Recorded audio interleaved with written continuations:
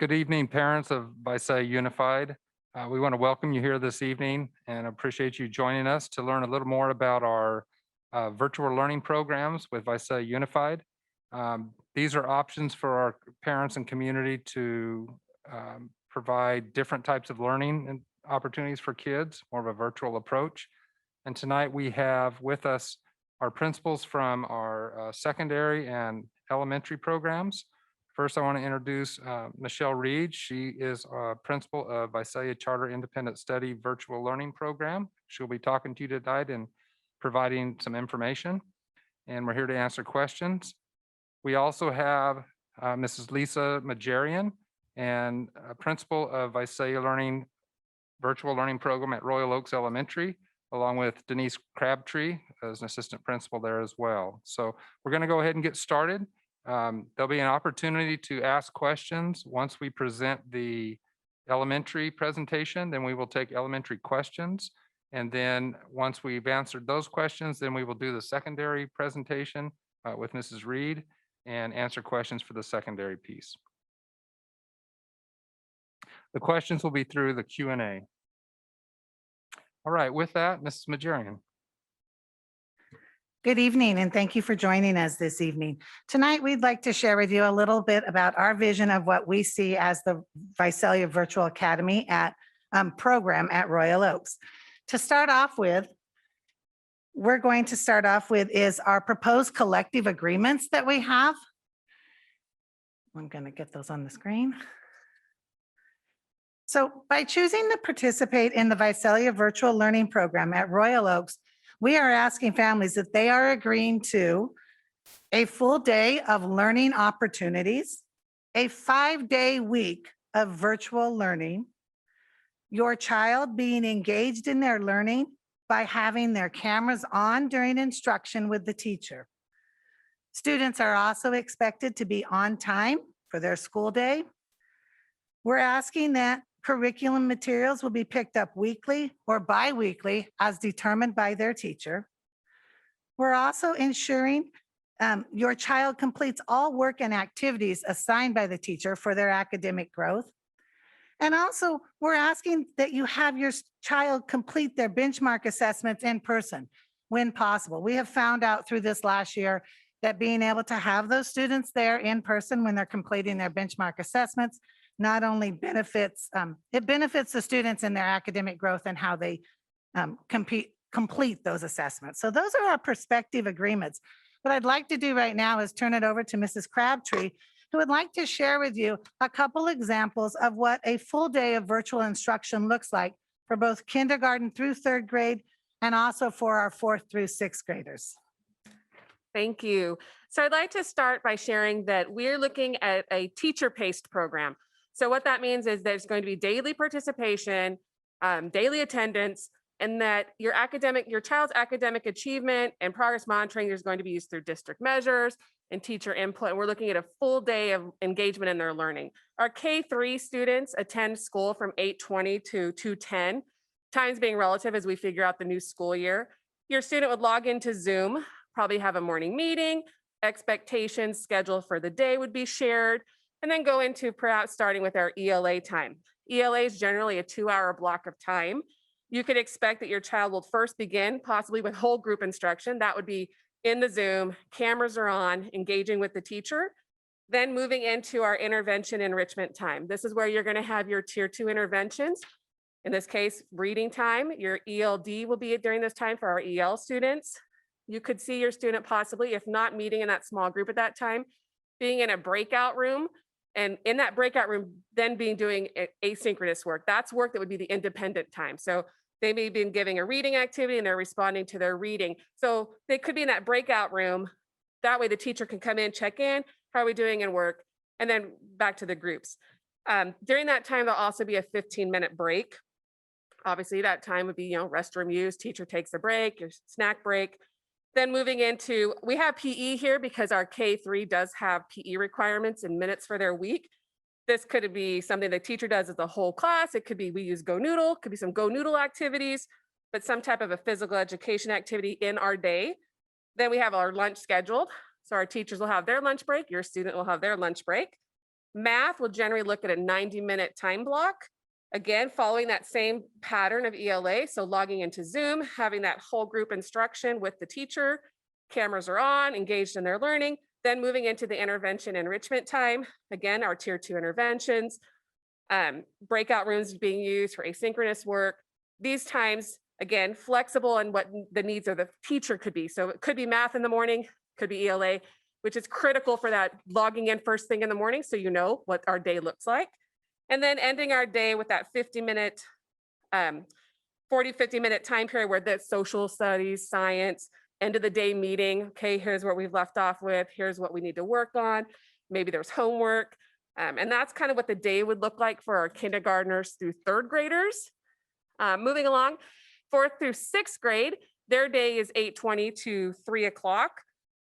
Roughly, they go extra 50 minutes longer than our 4th through 6th. Schedule is going to mirror what I just shared for our K3 students. The only difference in this schedule is you're going to see that there's PE or classroom music time in there.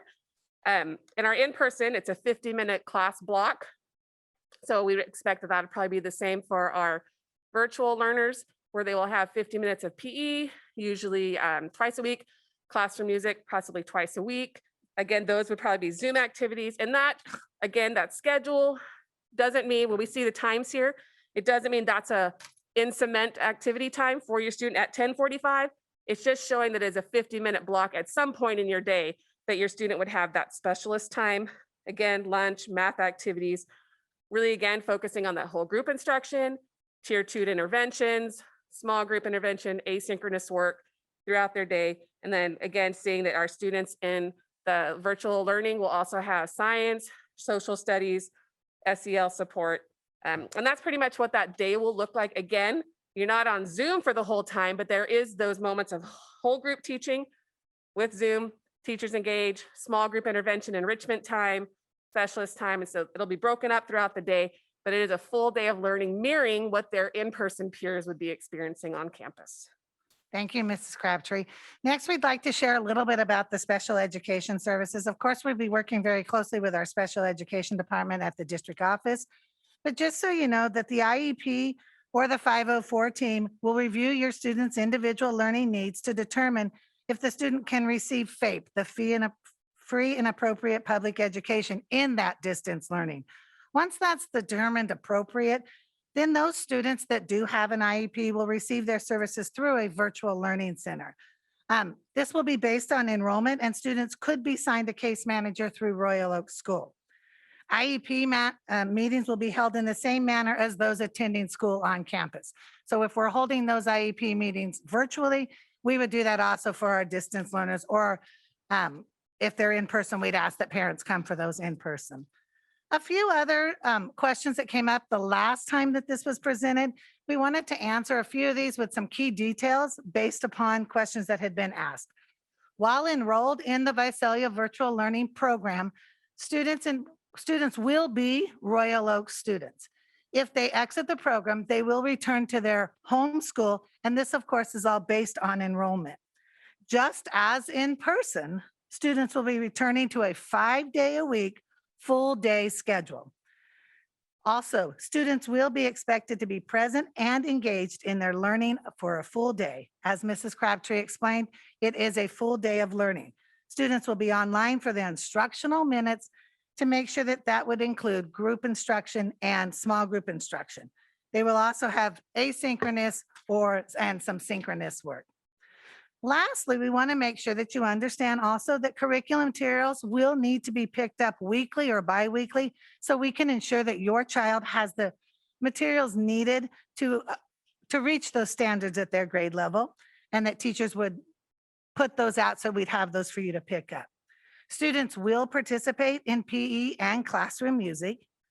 Please know that teachers will be Visalia virtual learning program teachers, so these teachers will not have in-person learners. And then, of course, we will use the district adopted curriculum along with online platforms, which will include Schoology. Lastly, Visalia learning families will be encouraged to participate in the Royal Oaks activities while participating in the program there at Royal Oaks. Again, we are excited to do this new adventure at Royal Oaks. And we welcome any questions that you have either tonight or if you'd like to contact us at Royal Oaks School. Thank you, Mrs. Majarian. So at this time, we're going to take a look at the Q&A. Mr. Cardoza, there are no questions at this time. Okay, thank you. So then we'll move ahead with Mrs. Reed and the secondary presentation.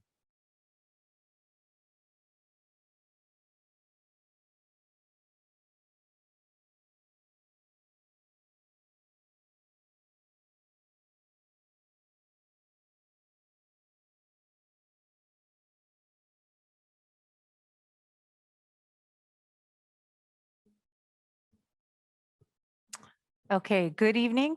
My name is Michelle Reed, and I am the principal of Visalia Charter Independent Study. I am going to be presenting some information on the VCIS virtual learning program. This is going to be similar to what is being offered in the elementary, but it's going to be focused on grades 7 through 12. I will start with middle school and just give some details about what it looks like at this time. So all students will be enrolled in our Edgenuity online platform. All students will be enrolled in core subject classes. These classes will be overseen by a credentialed teacher, and they will meet with students in each subject area twice a week in 2-hour blocks to provide instruction each week to ensure students are successful in their online classes. All students will also be assigned a supervising teacher. Now, an ST is what we call it for short. A supervising teacher meets with students once a week and provides guidance, completes all independent study paperwork, makes contact with parents, and a lot of other things that they do to help support the student through their educational pathway. All students will be paced to ensure that they are not moving ahead or getting behind in their core subjects. So students will be paced at the same level in middle school and not allowed to move ahead in those subjects. We are going to be providing additional enrichment opportunities for all of our students. This could be in electives, and homework is mandatory in this program. So for the Edgenuity course offerings, we do offer all courses that mirror what they are receiving in a middle school comprehensive school. So we will be offering English 7 and 8. In math, we'll have Math 7, Math 8, Math 7 Honors, and Integrated Math 1. We have Integrated Science 7 and 8. We have History 7 and 8. There are going to be additional electives being offered other than just the Edgenuity courses. So some for the Edgenuity are the online learning and digital citizenship, strategies and academic success, and then career explorations 1, 2, and 3. For 8th grade, Spanish 1 will be offered. And for PE, Edgenuity is not, we're not providing PE through Edgenuity. It will be through a live teacher instruction virtually. So again, last meeting, I did show a sample schedule. We did update it a little bit to reflect what a student in the 7th grade might look like on a daily basis. So again, this is just a sample schedule. All student schedules could look a bit different. So for example, on a Monday, a student may Zoom in for science for their Edgenuity support class on Monday from 8:30 to 10:30. From 10:30 to 12:30, that other 2-hour block, they could be in an intervention class, they could be in tutoring, or this could be asynchronous time. And then from 1 to 3, they could be working on their elective course. Tuesdays and Thursdays may look identical since these are 2-hour blocks, and so they do kind of run together. So like Monday, Wednesday will look the same, and then Tuesday would be like a math class, for example. It would be an Edgenuity support class. For the 10:30 block, it could be an English 7 class, and then History 7 on Tuesday afternoon. And then Fridays could look a bit different as well. So Fridays, there could be additional tutoring. There might be that teacher meeting time, additional asynchronous work, and then PE. So those are all blocked in, again, as a sample. 8th grade is going to look very similar. 8th grade does have the option to do the Spanish. And so if a student were to add Spanish, that could be blocked in where maybe some asynchronous time was previously. Okay, for high school, again, what does it look like? So there is a little bit of a difference from the last meeting that I provided. Last meeting, I did discuss that we would be using independent study curriculum. We did make a decision to change to the Edgenuity platform for this one as well. Again, some details on this is that all students will be provided their curriculum through the Edgenuity online platform.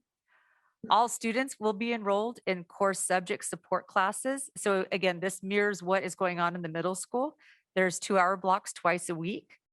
And students will also have a supervising teacher.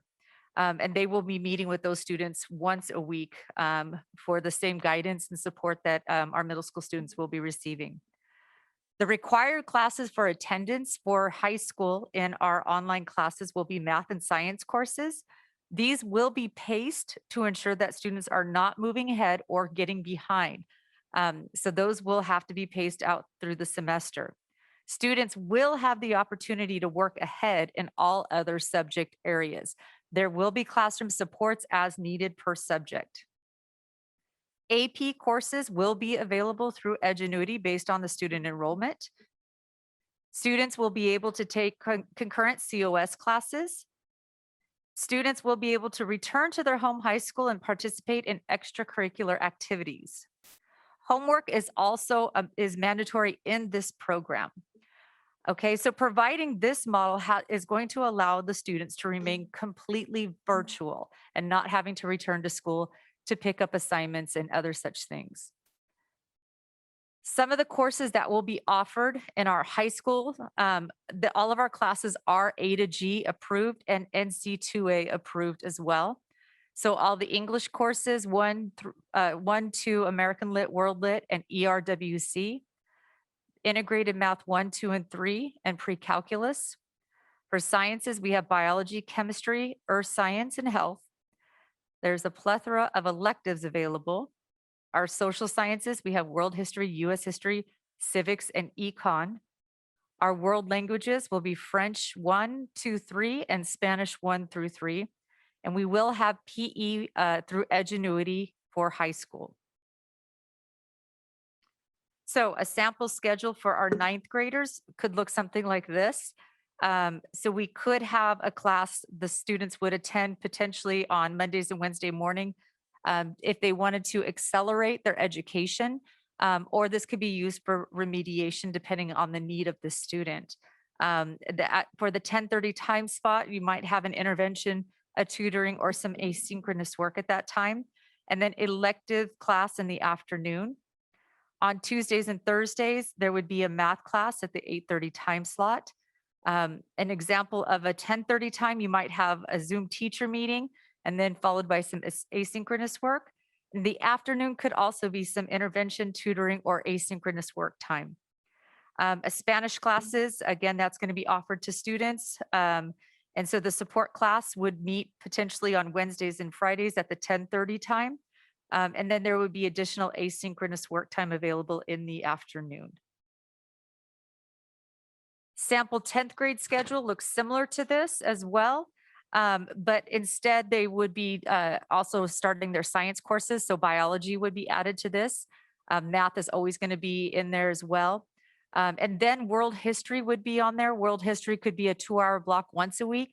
This again is going to be dependent on the student need. If students need the additional support, that will be there for them.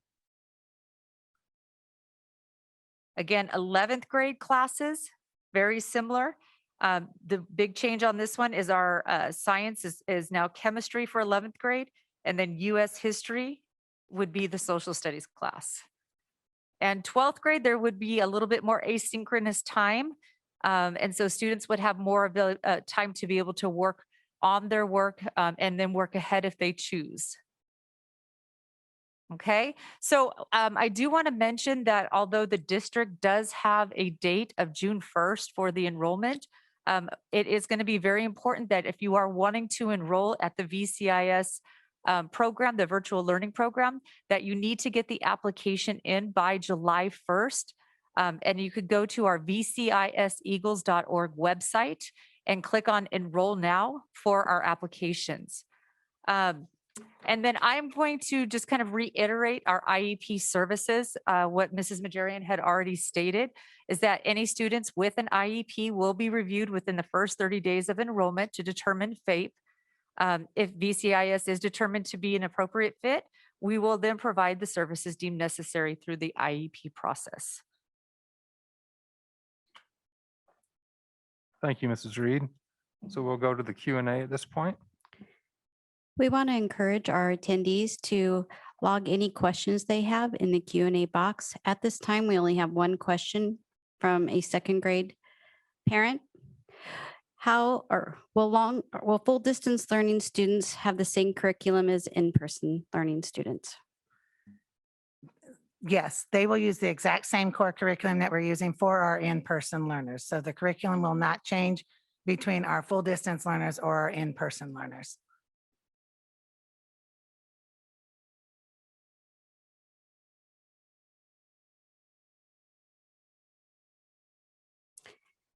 Attendees, please log any questions you have in the question and answer box at the bottom of the webinar.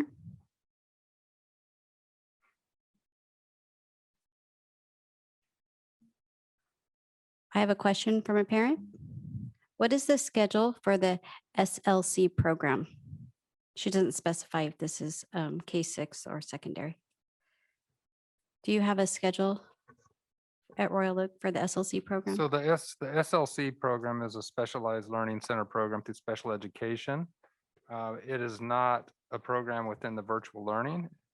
Kids within that program have the opportunity to apply for this program just like any other student in our district. And as they stated, Michelle and Mrs. Majorian stated, we'll go through the IEP process to make sure that we're able to provide FAPE for the students in these programs. I have another question. Will there be an informational Zoom meeting for students who will be in person? No, there was nothing planned at this point. You can reach out to your school site though, if you have in-person learning questions at your home school.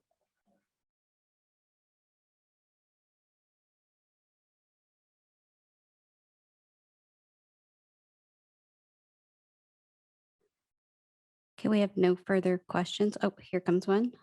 For the sixth grade distance learning students, can they do track in person?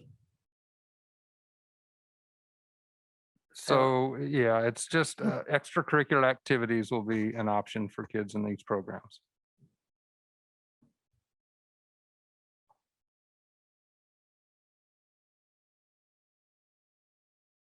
I have another question. So if I understand correctly, as of now, SLC will have to be in person. That goes back to our SLC program that we just addressed, Mr. Cardoza. Yes. It doesn't mean that an SLC student can't apply for this program. So the program's open to any student within our district. The specific SLC program, those classrooms, they're a specialized learning center for in-person instruction. Thank you.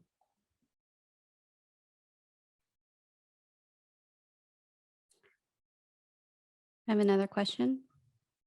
How does the elective classes work for middle school, like art and music, Mrs. Reed?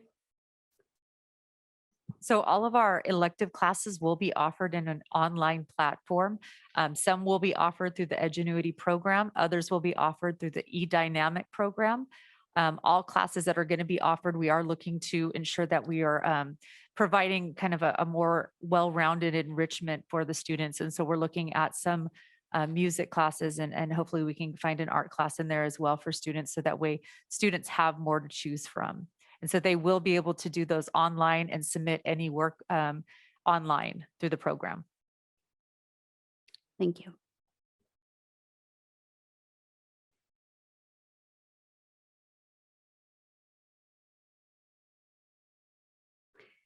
If our attendees of the webinar have any additional questions following this webinar, could you please share your contact information with them at this time?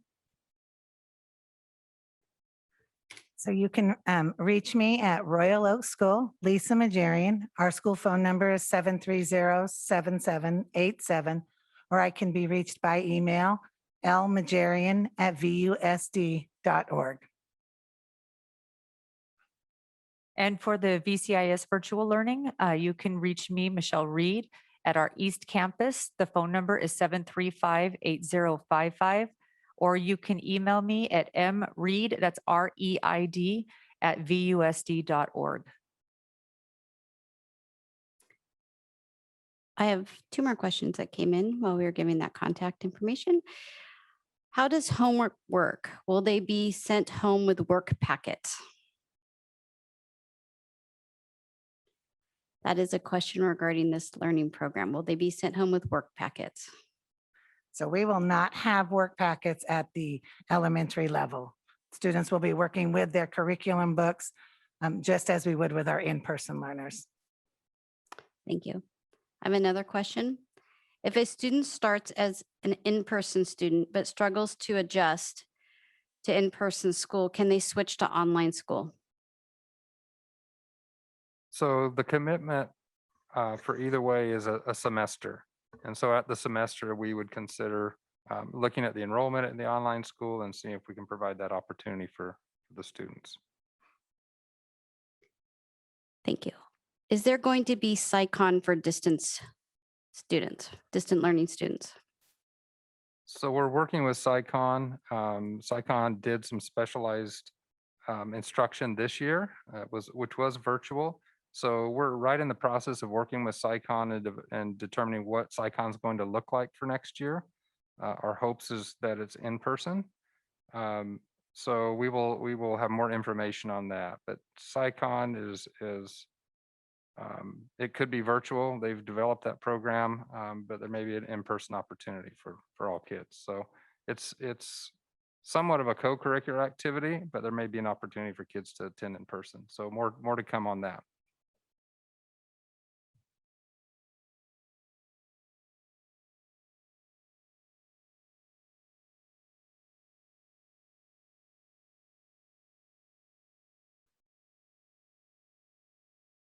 We have a question from a Spanish-speaking parent. What is the schedule for kindergarten? And how many hours per day will they be required to be online? So our kindergarten students, just much like our in-person students, would typically start the day at 8:20 and end the day at 2:10. Now, of course, they wouldn't be on Zoom the entire time. It would be broken down into chunks where you'd have whole group instruction where the teacher's going to be providing the lesson to everybody. Cameras are on, they're engaged in their learning. Then there might be small group time, much like you'd see in person would have centers. So the student might be put in a breakout room, and that's just a way to keep tabs on where our students, much like in the classroom, if a student's on the side of the room working, we can have eyes on them. So the breakout room just would allow a teacher to pop in. Are you have any questions? How are you working? And then, but not necessarily the student watching into the Zoom. And so that would be your small group time, intervention time. And then there'd be a break time, lunchtime. I mean, looking at the hours, about a 5-hour day for kindergartners. But again, some of that time is asynchronous while teacher is working with intervention groups or enrichment groups. Second part to that question is, will you be using Schoology for kindergarten? Yes, that would be the plan, that our virtual learners would be using Schoology, and all of our teachers would be running everything through that platform.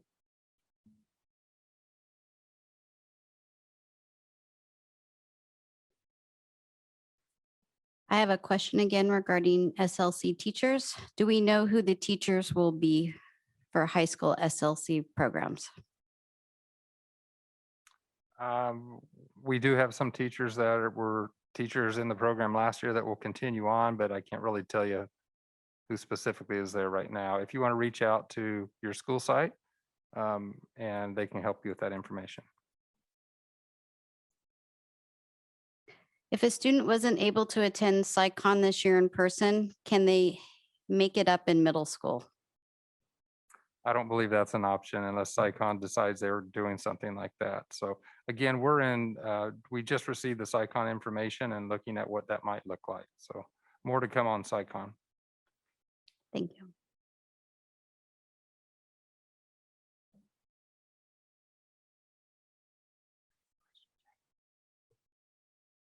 We're just going to wait one more second to see if we have some more questions that come through our chat box. So while you're considering other questions, we just want to remind you that this information tonight is being recorded. You can be accessed on our district website under the distance learning tab. And also the registration link is you go to VUSD.org to register for these programs. And again, you want to make sure you're registered by June 1st. Do we have more questions? We have no further questions, Mr. Cardoza. Well, we want to thank you all for joining us tonight.